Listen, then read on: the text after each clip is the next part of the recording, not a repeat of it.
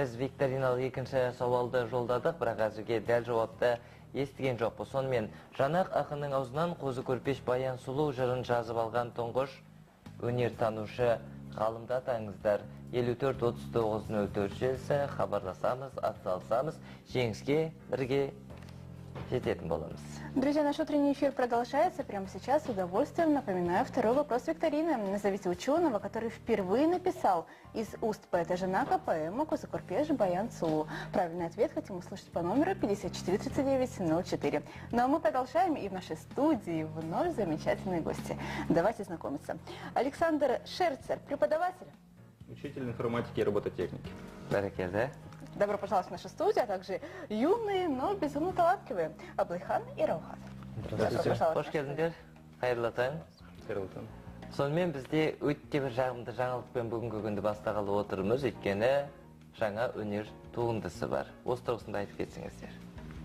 Прекрасный повод собрал вас всех здесь. Давайте поясним нашим зрителям. Наш проект называется «Умная юрта». Он представляет собой обыкновенную традиционную юрту казахского народа, которая сохраняет и внешние, и внутренние свойства, и настроение. Но при помощи новейших технологий мы придали этой юрте комфортабельность и коммуникабельность. Также стоит отметить альтернативные источники энергии, такие как солнечные панели, также дистанционное управление с помощью телефона и социальное значение, которое предназначено для людей с ограниченными возможностями, то есть в виде умной тюбетейки. Расскажи об этом. Умные тюбетейки предназначены для людей с ограниченными возможностями зрения. Она предназначена именно для слепых людей. То есть при помощи данной тюбетейки человек незрячий, так скажем, может увидеть перед собой стоящие определенные препятствия и так далее. То есть тут Почувствовать. не почувствовать, а именно услышать. Вот, например, человек незрячий идет, и перед ним появляется... Например, вот. Вот, он идет, и перед ним препятствие, издает звук при помощи пьезоизлучателя. Можно? Конечно. Наире, қымбатты телекөрермендер, зағип жандарға арналған мынандай әдемі ойластырылған дүние. Бұл нені алдыңызда келе жатырғанда, мінекей, егерде алдында кедергі тұратын болса, бұл нәрсе жақсы сезеді, яғни арнайы дыбыс беру арқылы хабарлама береді. Здорово. Кому принадлежит идея? С чего все началось? Кто инициатором является? Вы, наверное, Александр? Начав работать с этими детьми, буквально с прошлого года над проектом «Умной одежды», мы пришли к выводу, что стоит объединить современные технологии автоматизации и традиционное убранство казахского народа. То есть таким образом мы соединяем культуру нашего казахских обычаев и придаем им комфортабельность, повышая адаптивность людей с ограниченными возможностями. В том числе используя альтернативные источники энергии, как в учебном проекте. Хотелось бы именно на этом сделать акцент. Мы презентуем такие модели, которые могут быть использованы в качестве, например, альтернативных источников энергии в нашем крае, таком как, например, Наурзунский заповедник, где большое количество туристов, которые хотели бы знать традиции, но, тем не менее, жить в комфортабельных условиях. Как работает, расскажи? Если рассказать про юрту, первое, что мы можем сделать, это управлять юрту и мониторить его, то есть смотреть его данные, такие как температуру и влажность, через мобильное устройство. Мобильное приложение, авторское мобильное приложение, которое мы сделали, работает именно по Bluetooth. То есть мы через телефон подключаемся к Bluetooth устройства, там стоит датчик температуры. Как можете видеть, 25 градусов Цельсия. Влажность равно 40%. То есть он будет, также это может быть удобно для людей с ограниченными возможностями. Если они не видят, они могут услышать эти данные и узнать, какая температура сейчас находится в нашей юрте. Они могут это делать дистанционно, не находясь дома. То есть это намного удобнее, так как ты можешь быть на работе, узнать, какая температура в твоей комнате, при надобности включить теплый пол и так далее для вашей же комфортности. Бәрекелді, өте керемет. То есть тут действует система климат-контроль, которая сначала оповещает пользователя о температуре в помещении, в последующем включает либо кондиционер, либо же теплый пол. Ну, при определенных нормах. То есть, если температура выше нормы, то есть в комнате жарко, то он включает кондиционер. То есть идет нормализация температуры в помещении. Также есть одна особенность, то есть в нашей юрте находится GPS-навигатор, который определяет местоположение нашей юрты, может определять также через мобильное приложение именно определить, где находится человек с ограниченными возможностями, и отправляет через сообщение для другого пользователя. То есть вот можете увидеть. Например, сейчас у меня на телефоне, так как это есть в настройках, есть адрес, долгота и широта студии по GPS-координатам. Сможете рассказать? Давайте Самим интересно, да, первый раз. Ну, мы находимся в долготе 53,23 и в широте 63,34. То есть для GPS-координат это вполне достаточно. Бәрекелді. То есть, Ну, расскажи. то есть изначально он показывает это у нас на телефоне, далее отправляет через обычное сообщение, отправляет на другой телефон. Бәрекелді, өте бұл жақсы ойластырылған, бұл қазіргі көптеген адамда дейміз, енді барлығында дерлік ұялы телефон бар, өзімен алып жүріп, қолдануға да өте ыңғайлы. Ал мына киіз үйдің қалай жұмыс жасайтынын көруге бола ма? Қазір бәрін қостық. Яғни можно включить, выключить свет. Қосып көрсек. Жасау үшін. Қостық біз бүкіл енді жалғадық. Яғни Телефон арқылы ғой барлығы. иә, телефон арқылы жұмыс істейді. Яғни Яғни қайтадан біз также подключаемся через Bluetooth. қымбатты телекөрермендер, дәл қазір киіз үйді көрсететін болсақ, өйткені жарығын ұялы телефон арқылы жағатын боламыз. Как же это работает? Это работает по голосовым командам. Включить.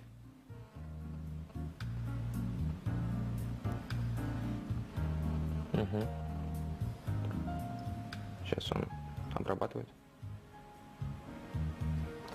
Тут проблема именно с интернетом сейчас на данный момент. То есть у нас работает через Google API, то есть он обрабатывает наш голос, делает в текст и отправляет на наше оборудование. А оборудование уже принимает определенный текст, например, если есть слово «включить», он включает нашу лампочку. То есть на данный момент у нас интернет немного плохо ловит, из-за этого будет долго делать. А если вручную? Қолмен қосатын болсақ қазір бар ма? Вручную нет, он работает через мобильное приложение. Қымбатты телекөрермендер, дәл қазір көріп тұрғандарыңыздай ақылды киіз үй. Бұл киіз үйдің құрылымын ұялы телефон арқылы қосуға болады. Және де үстінде мына күннен заряд алады ғой. Күннен энергия алатын панельдерді көріп тұрсыздар. Яғни бұл тікелей Экспо 2017 Қазақстанда Астанада өткен көрмеге тікелей байланысты болып келеді. Яғни Экспо 2017-нің басты идеясы десек болады, басты мақсаты Қазақстандағы жасыл энергияны дамыту, яғни альтернативті энергия көздерін дамыту. Сол орайда осы күн панельдерін қолдансақ, киіз үйдің барлығын осы күн панельдері киіз үйдегі электр приборларды барлық тоқты қамтамасыз етеді деген ойдамыз. Бәрекелді, олай болса қымбатты телекөрермендер, дәл қазір кезекті айдарымызға береміз, одан кейін сұхбатымызды киіз үй тұрғысындағы әңгімемізді әрі қарай жалғайтын боламыз. Бізде викториналық сауалдың әлі жауабы табылған жоқ, сондықтан да баршаларыңызға хабарлаймыз. Жанақ ақынның аузынан қозы көрпеш Баян Сұлу жырын жазып алған тұңғыш өнертанушы ғалымды атаңыздар. Вопросы озвучены. Прямо сейчас интересная рубрика, после чего мы продолжим. Оставайтесь вместе с нами.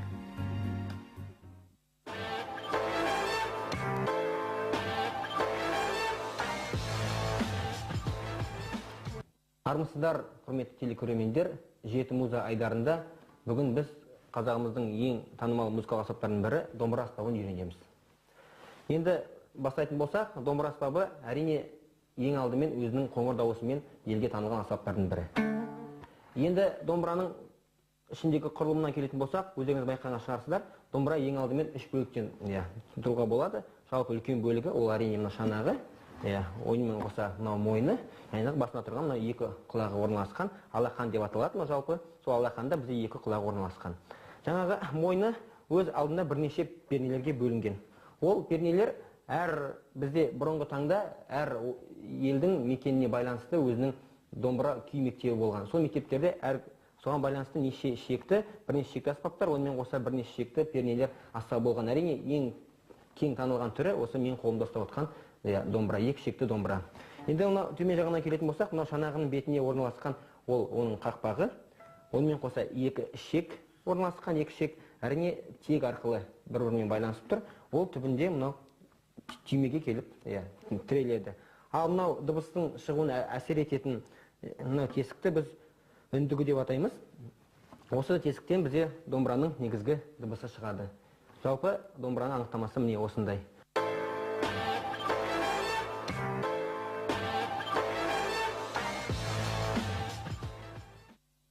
Қымбатты телекөрермендер, Тобыл таңы бағдарламасы қарай өз шығарылымы жалғайды, сонымен сұхбатымызды әрі жалғасақ.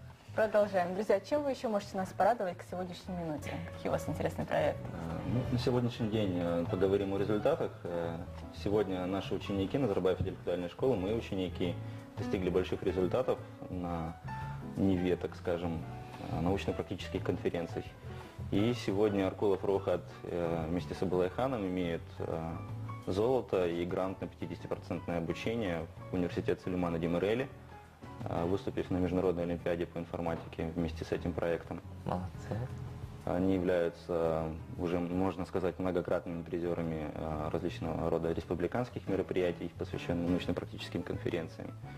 И буквально в этом году, посвященном 25-летию независимости Республики Казахстан, Аркулов Раухат был награжден памятными призами от имени Акима Кустанайской области на нашей набережной.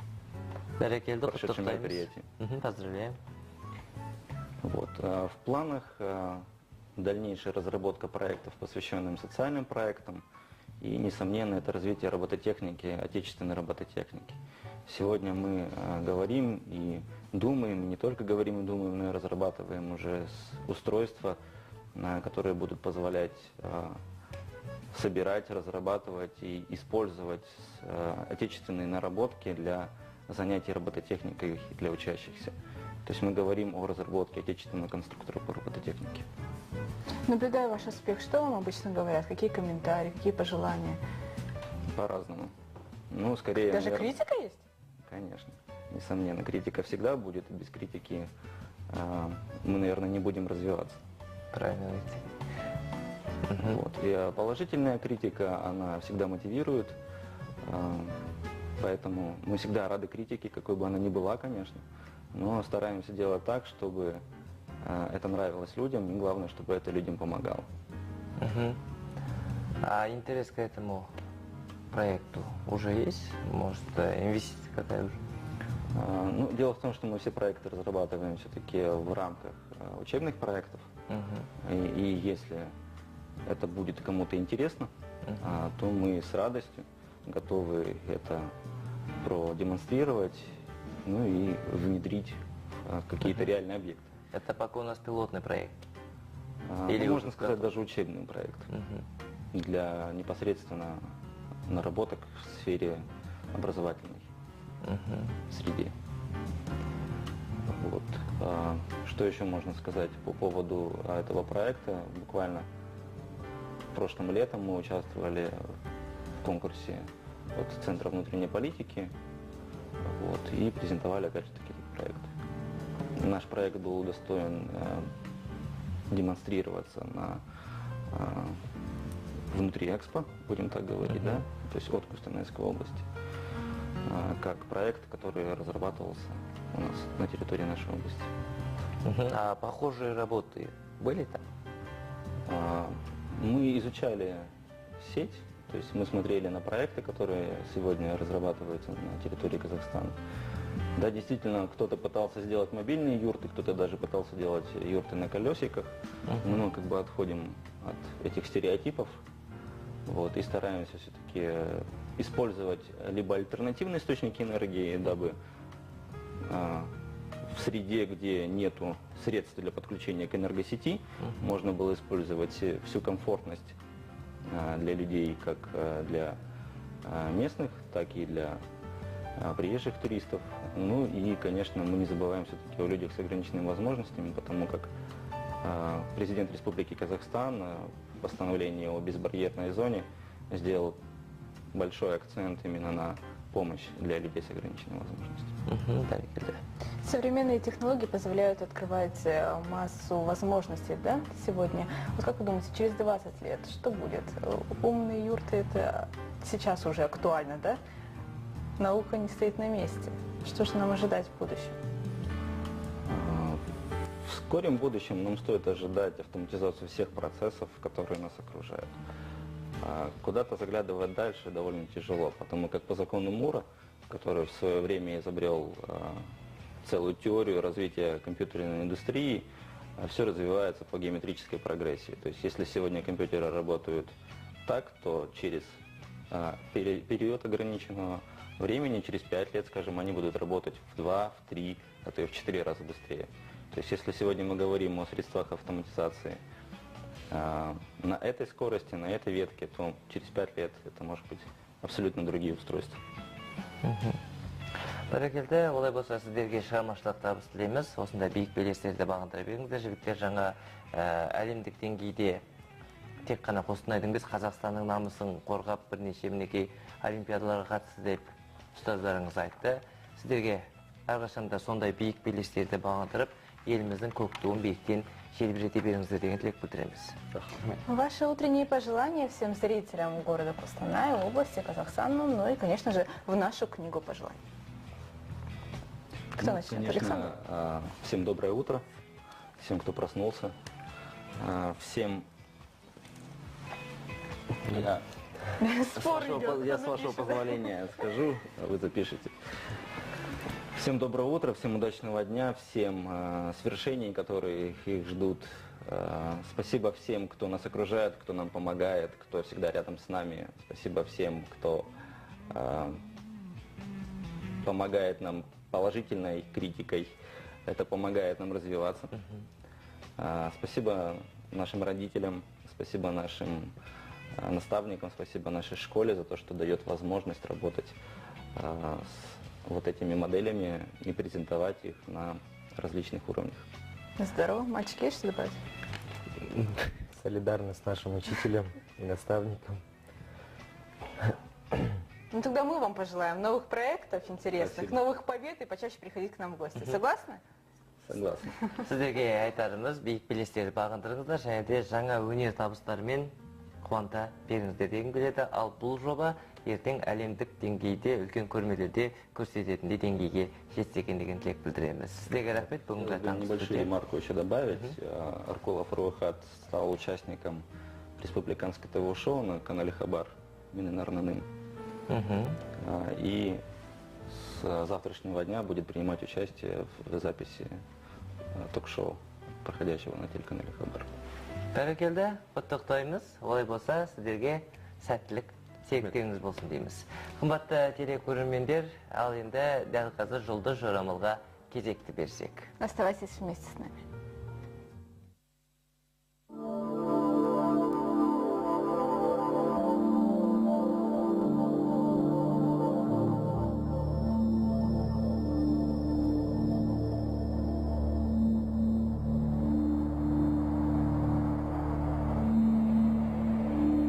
Овны. Вопрос, который, казалось бы, полностью решен, напомнит о себе через какое-то время. Тельцы. Собственный бизнес принесет прибыль, а если вы работаете на кого-то, покажите, что заслуживаете премию за выполненную работу. Близнецы. Не тратьте время на поиск решений, так как первая идея окажется самой верной. Раки, вы не можете повлиять на сегодняшние события, однако вам вполне по силам их ускорить. Львы, следуйте правилу «не попробуешь, не узнаешь». Возможно, в чем-то у вас появится настоящий талант. Девы, постарайтесь выполнить договоренность, даже несмотря на то, что сомневаетесь в своих силах. Весы, ваши шутки могут не понять, или же вашим собеседникам сегодня просто не до этого, так что будьте серьезнее. Скорпионы могут рассчитывать на признание своих заслуг. Окружающие поймут, что с вами можно иметь дело. Стрельцы пожалеют о том, что перестали общаться с кем-то из друзей или бывших коллег, но еще не поздно возобновить связи. Козерогам, выбирая между работой и личной жизнью, отдайте предпочтение первому. В профессии у вас намечаются перспективы. Водолеи, вам следует поучаствовать в какой-то корпоративной игре. Пусть вы не верите в эффективность таких затей, но все же что-то положительное в ней окажется. Рыбы, сегодня не надо никуда торопиться, следует все тщательно рассчитывать и обдумывать. Это касается и работы, и домашних дел.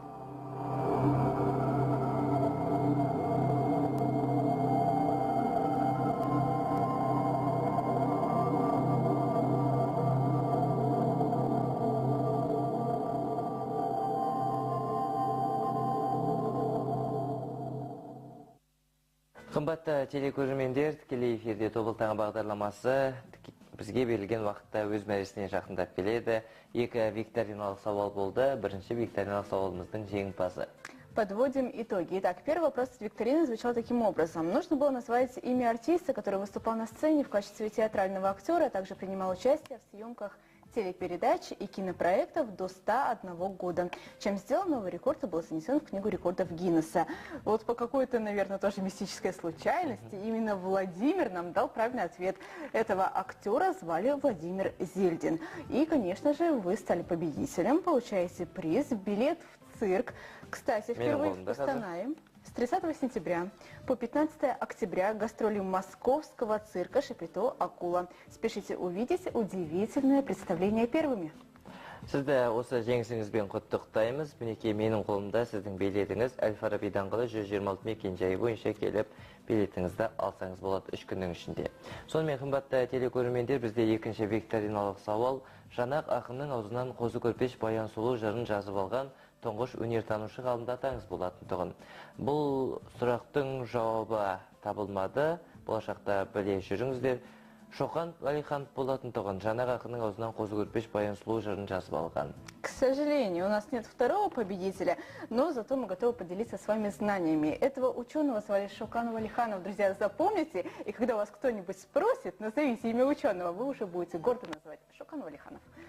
Әрине, қымбатты телекөрермендер, әр таңда сіздермен бірге тобыл таң бағдарламасы, біз сіздермен қоштаспаймыз, тек қана келесі жүздескенше дейміз. 5 раз в неделю с 7 до 9 утра на телеканале «Казахстан Кустанай» утренняя, развлекательная и познавательная программа «Тобыл таны». Мы были рады встречать это утро вместе с вами. Всем удачного дня!